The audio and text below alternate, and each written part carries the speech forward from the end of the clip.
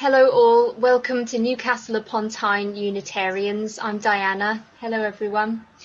As an opening, let's explore the values that hold us together as a community. This is not a declaration of beliefs, as we are Unitarians and have very varied beliefs, but this is a statement of some of the values we hold in common.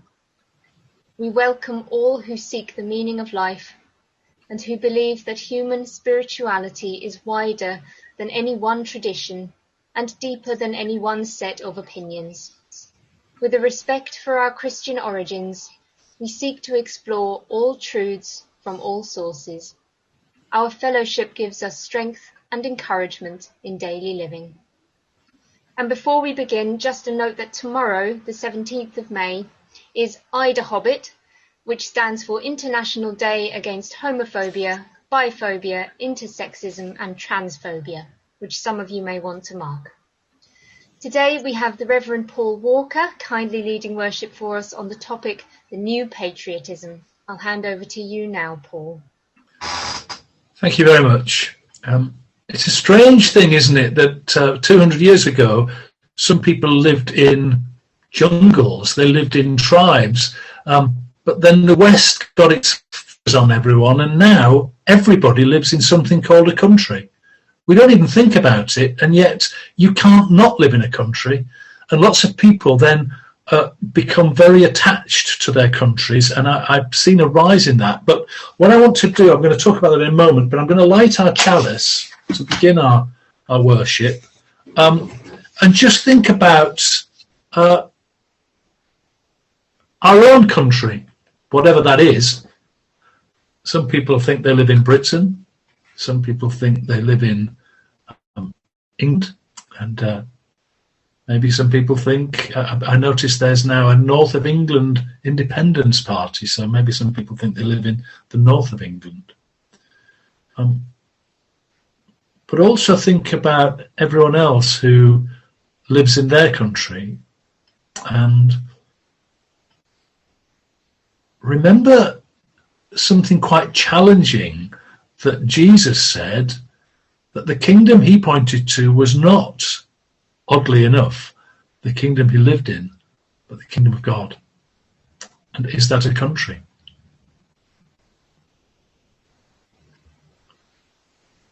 So we light this chalice and remember our home is where our heart is. My inspiration for today's talk were a kind of burger bar on the A167 between Darlington and Durham. I don't know if you're familiar with it, just outside Spennymoor. They built a new petrol station there, and this burger bar has renamed itself, and it's now called the Patriots Pit Stop. And above the burger bar there are four flags. There's the flag of Durham, there's the flag of St. George, the English flag, and the Union Jack. And I do know that some pedants say you should say Union flag, but I'm of the opinion that form follows function, and it gets called the Union Jack, so I'll call it the Union Jack. And the fourth flag is a poppy flag with some mourning soldier from the First World War. And I've noticed that flags, patriotic flags, are appearing everywhere at the moment. You see them flying above allotments. More and more people on their cars have got, where there used to be the European flag, the stars of GB in the middle. Now people have English flags, occasionally Union flags. I see flagpoles in people's gardens, and I noticed in my street a number of St. George's flags that appeared on St. George's Day, and it left me wondering. And part of this new, the flags that are, now apparently we've got to have them on top of all our public buildings. The government's decreed that. And along with it, there's a kind of nostalgia for the past. I think that the flag goes with a nostalgia particularly associated with the cult of Winston Churchill and of the war, which almost, the further away we get from that war, the more visceral and real, all the films that are being made about it. But if you go back to that time, the patriotism was quite different. The patriotism maybe that stood against the nationalism of the Nazis was quite self-deprecating and humorous. That you could talk about being British, but you never wanted to say it was great to be British in the way that seems to be around now. And I couldn't resist, therefore, the next thing, which is playing a song by the most quintessential of English songwriters, Noel Coward. I couldn't resist it as well, given that you are the Newcastle Unitarians, in that the first line is they're out of sorts in Sunderland. So if we just now think about patriotism and think about what we're looking back to the 1930s, 40s, 50s. This was a song written in 1952 about being British. Notice there is something patriotic in there, but I do love the self-deprecation. And in a moment, we're going to have a little bit more self-deprecation with a very famous passage written by George Orwell, who was trying to make sense of Britishness. What I find fascinating is at the end, he lists what he calls almost absolute characteristics of what it is to be British. And yet, interestingly enough, almost all of them are no longer true. So they're not that there. And you see the list after he mentions the fact there are 46 million of us. Obviously, there are quite a lot more now. So I think David is going to read the passage, England, Our England, by George Orwell. Also, one must admit that the divisions between nation and nation are founded on real differences of outlook. Till recently it was thought proper to pretend that all human beings are very much alike. But in fact, anyone able to use his eyes knows that the average human behaviour differs enormously from country to country. Things that could happen in one country could not happen in another. Hitler's June Purge, for instance, could not have happened in England. And as Western peoples go, the English are very highly differentiated.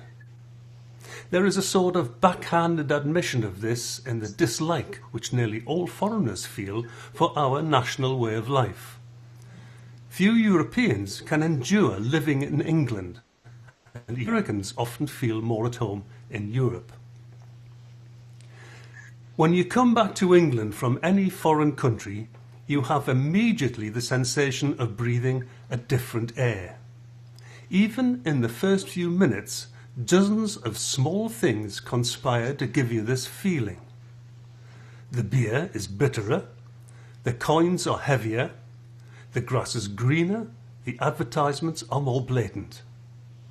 The crowds in the big towns with their mild, knobby faces, their bad teeth and gentle manners are different from a European crowd. Then the vastness of England swallows you up, and you lose for a while feeling that the whole nation has a single identifiable character. Are there really such things as nations? Are we not 46 million individuals, all different? And the diversity of it, the chaos, the clatter of clogs in the Lancashire mill towns, the to and fro of the lorries on the Great North Road, the queues outside the labour exchanges, the rattle of pin tables in the Soho pubs, the old maids hiking to Holy Communion through the mists of the autumn morning. All these are not only fragments, but characteristic fragments of the English scene. How can one make a pattern of this muddle? I found that fascinating. How dated and yet elements of truth in it. And yet it's interesting listening to the explanation of what binds us together as Unitarians is not our nationality, but something else. And I think that is kind of contained in the next song, a hymn we're going to sing. I wonder I wonder when people first began to think that their country was better than the neighbouring country. It's certainly well part of the Christian tradition, and probably back to a moment in Ur of the Chaldees when a nomad by the name of Abraham was told by God that he and his offspring were going to be more numerous than the sands on the sea, and were somehow chosen by God. And here we are 5,000 years later, and look what's happening in Gaza. And Jesus himself clearly was part of that story. The reading we're going to have in a moment from Ben, I feel, is one of the most awkward passages of the Gospels, because Jesus is confronted by someone who Mark tells us is not of his. He's gone to Tyre. Now, just so you know, Tyre is more or less, well, it's in Lebanon. So he's left Galilee. He's left. There are still Jews where he is, but it's not mainly Jewish. And the person who comes to him is not of Jewish origin. And he doesn't speak to her particularly well. It's resolved in the end, but I think it's a challenging reading. So I'll hand it over to Ben for that, please, Ben.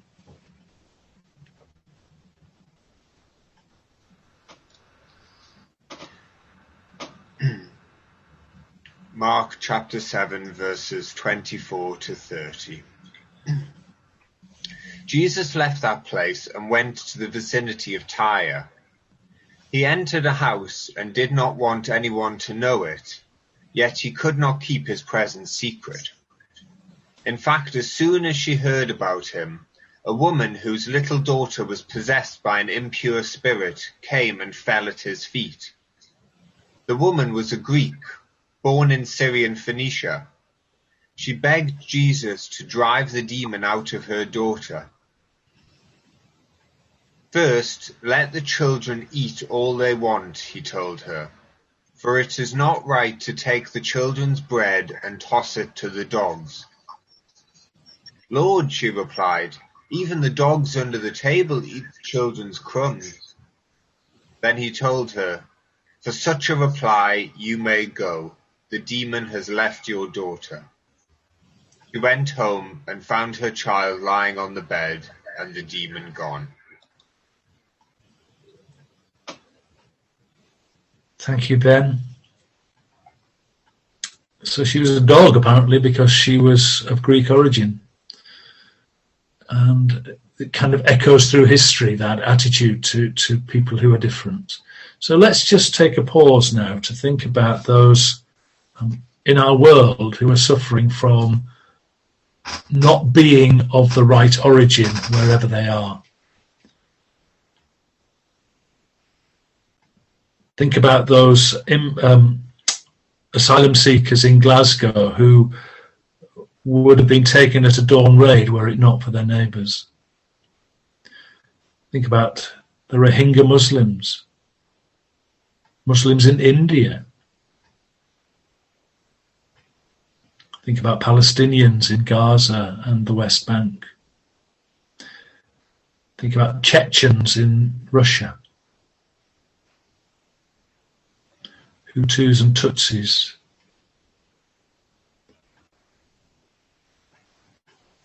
Black people in the southern states of the United States. Indigenous people in the Amazon.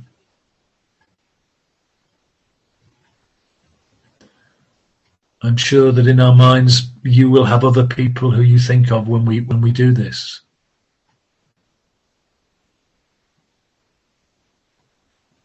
And think about the idea that we're all one, the notion of the kingdom of God or the kingdom of heaven, where everybody is my brother or my sister. With Ida Hobbit Day tomorrow, think about those who suffer through their sexuality or identity, particularly in countries where the identity that they have is not acceptable to those around them. And join all these thoughts and prayers together in the words of the Lord's Prayer. Our Father, who art in heaven, hallowed be thy name. Thy kingdom come, thy will be done on earth as it is in heaven. Give us this day our daily bread, and forgive us our trespasses as we forgive those who trespass against us. And lead us not into temptation, but deliver us from evil. For thine is the kingdom, the power and the glory, forever and ever. Amen. So we're going to sing our...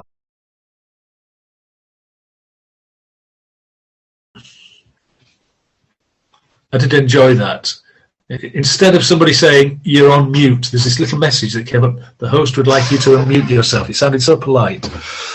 So this growth of the flags, the kind of growth in patriotism that I'm seeing in Britain is mirrored all over the world at the moment.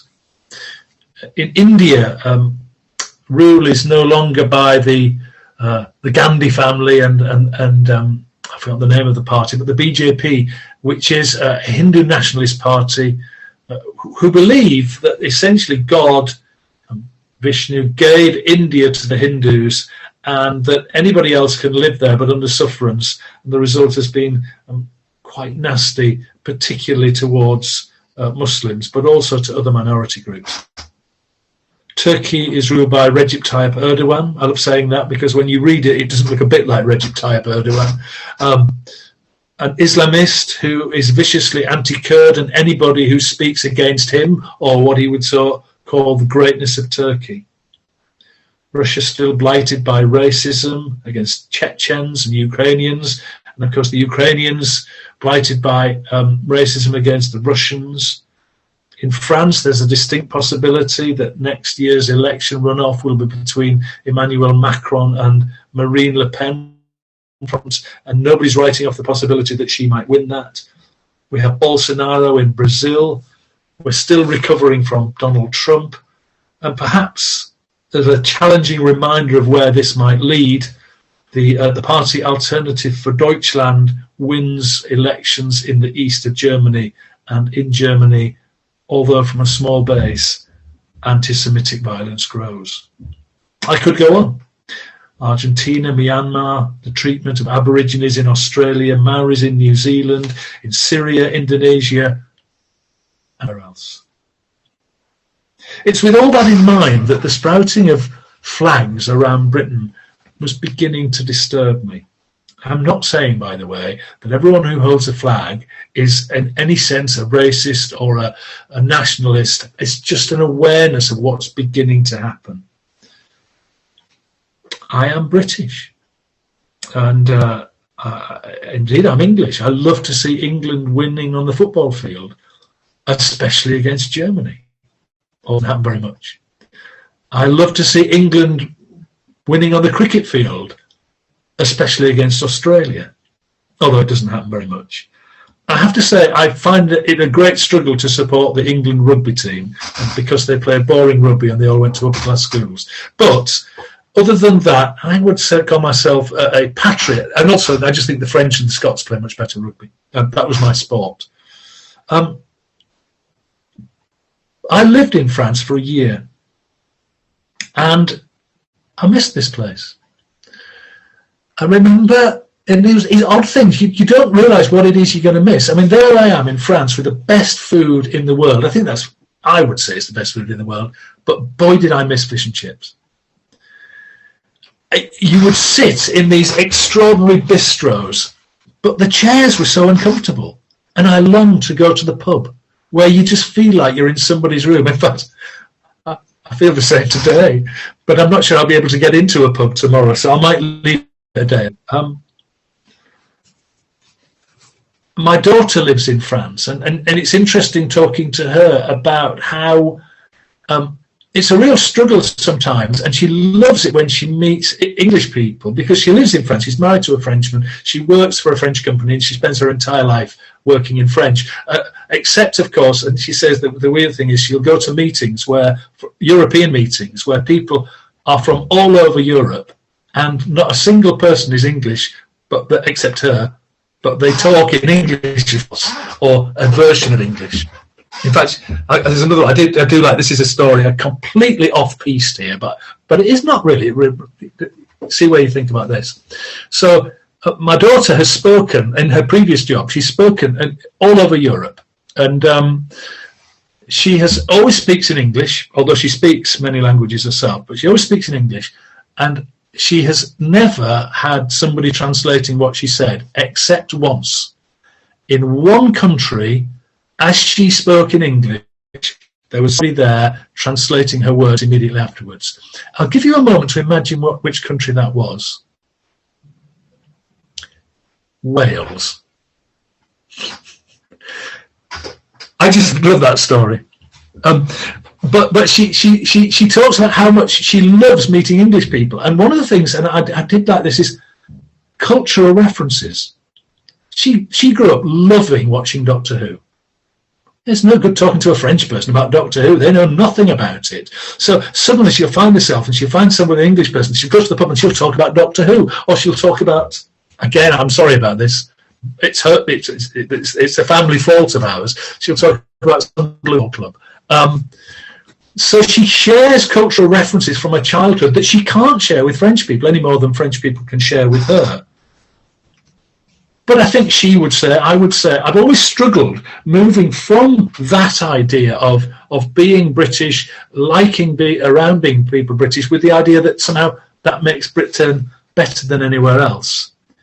It's what I know, it's what I grew up with, it's what makes me comfortable.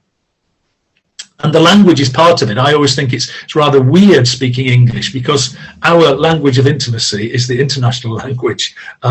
And I was explaining that to some French people. But we still have our ways of using it, which are our own intimates. But Christine worked with a lady a woman who was Greek, who came to this country but grew up in Greece. And she had a baby who she called Sophocles, which I think was wonderful, really.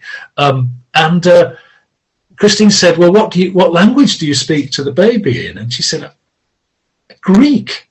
What other language would I possibly use with a baby? And I think however much I might immerse myself in another language, I can't imagine speaking to a baby in anything other than English. And so that creates in us an instinct which I think is horribly manipulatable, if that's a word. We naturally love our country because it's what we know. It's food, it's traditions, it's sports. And of course, we love our families and friends and those close to us, most of whom, of course, share our nationality. And so if we are persuaded, and this is how propaganda works, if we are persuaded that our country is under threat, we feel it personally. I've recently come very late to the party and just read the first of Pat Barker's Regeneration trilogy, and that's all around how young men before the First World War were persuaded that Britain was under threat from Germany, which of course nothing of the sort, in the same way that the Germans were equally persuaded that they were under threat from other countries. And of course, once we decide that our country is under threat, then we can be told that we're under threat from the other. And we can start with distrust of the other, but this can morph into dislike and, of course, to hatred. It's happened throughout history. At its best, well, I would say religion, of course, at its worst, has often been part of this. Part of being British is being Church of England, of course. But at its best, religion stands against it. And there's a lovely moving story that comes out of the genocide that happened in Rwanda. As you may remember, I think it was 1995, hundreds of thousands, perhaps millions of Tutsis were killed by Hutus. But there was one group of Hutus who didn't kill their Tutsi neighbours, and they were Muslims, because Muslims do not kill other Muslims. They are brothers and sisters. So actually, unlike Christians, the Muslim Tutsis were saved by their Hutu brothers and sisters. nationalism has reared its head throughout history, and I think it always will. I think it's part of who we are. I guess in evolutionary terms, we grew up in tribes, and the tribe defended us, and we defended the tribe. That's not going to go away, and I think, you know, we recognise that when we are shouting at football matches. Wasn't it great? I watched the FA Cup yesterday just to see a crowd of people, and I loved watching that moment when the VAR happened, and the crowds were going so mad, and Gary Lineker was nearly crying because his team Leicester were winning, and it was lovely, really. And you see that tribalism, and you see how it gets ugly when, you know, you think, well, what, you start fighting about football? What's that about? So there's nothing wrong in loving where you're from and loving your neighbours. I really don't think there is. But if it goes too far, it usually leads, if slowly, to disaster. From the fall of the Roman Empire to the Spanish Armada, from Napoleon to Hitler. The instinct is for nationalism to stand against nationalism. So if the French think they're the greatest country on earth, our answer is to think that, no, we're the greatest country on earth. America has got this in spades at the moment, you know, make America great again, as opposed to all the other not great countries, I assume. But of course, there's always been another instinct which has existed throughout history in all nations. Those who are united not by country or race, but by the notion of the human family. And that we recognise where we're from, but we recognise that we are united with other people just for being people. And I think that's a tradition which Unitarians can be rightly proud of. And of course, it can lead us to, if you start to think that your country's the best, it can take us in some very awkward places. There, I've been going to church on and off for different sorts of churches for 40 years, and I think it's the first time ever I've been at a service where there are twice as many men as women. Isn't that interesting?